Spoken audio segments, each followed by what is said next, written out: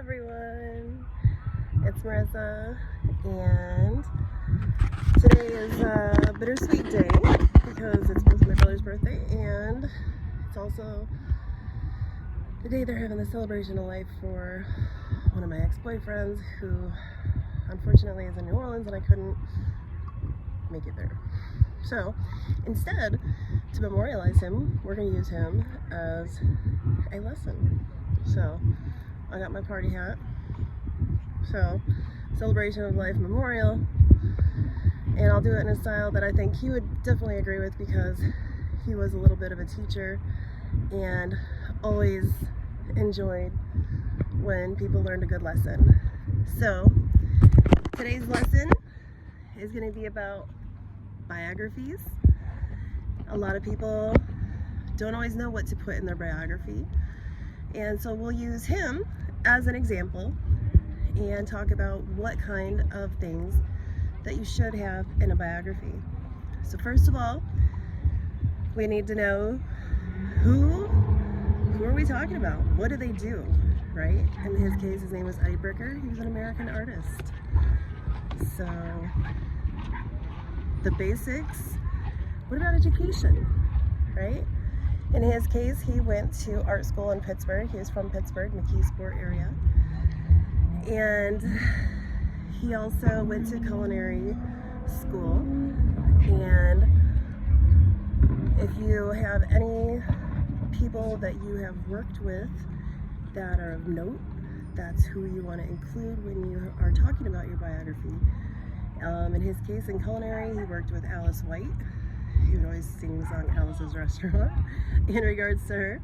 And maybe that's too old of a reference for some people. But you never know.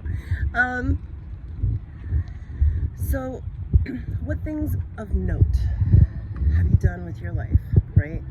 So again, it's not just about education. What did you do? What are your experiences?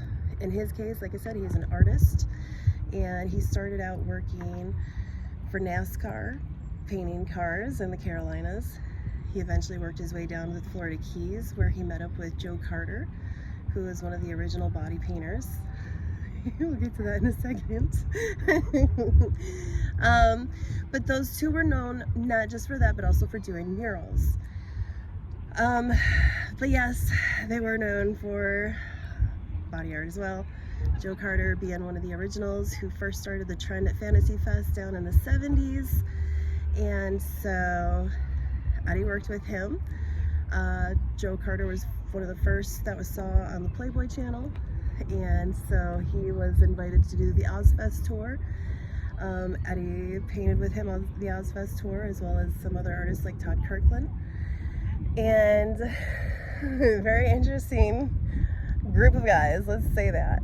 I met them touring on Ozfest because I was there on my own regards, doing my own job. But that is where I first met Eddie, is touring on Ozfest.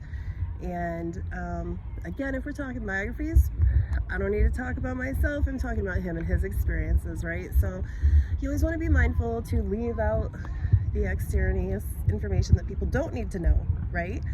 So again, we stick to just the facts. What else has he done noteworthy? Again, we mentioned Fantasy Fest.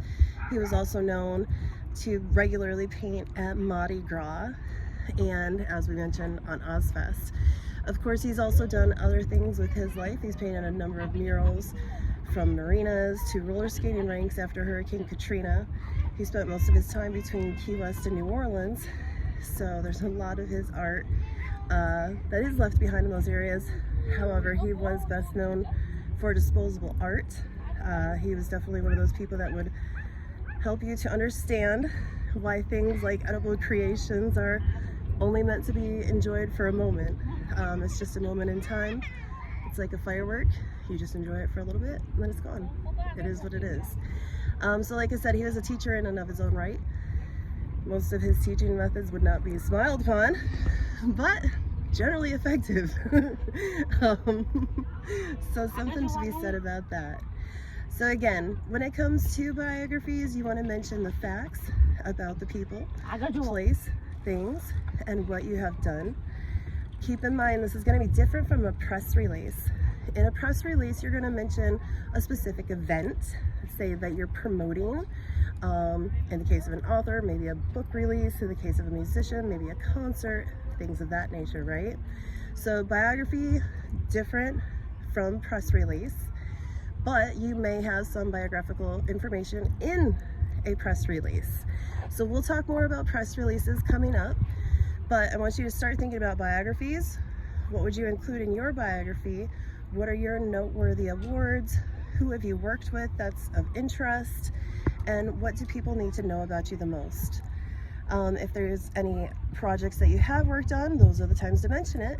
Again, we're talking about those experiences, who you've worked with, and things that are noteworthy. Your awards, your accolades, all that good stuff.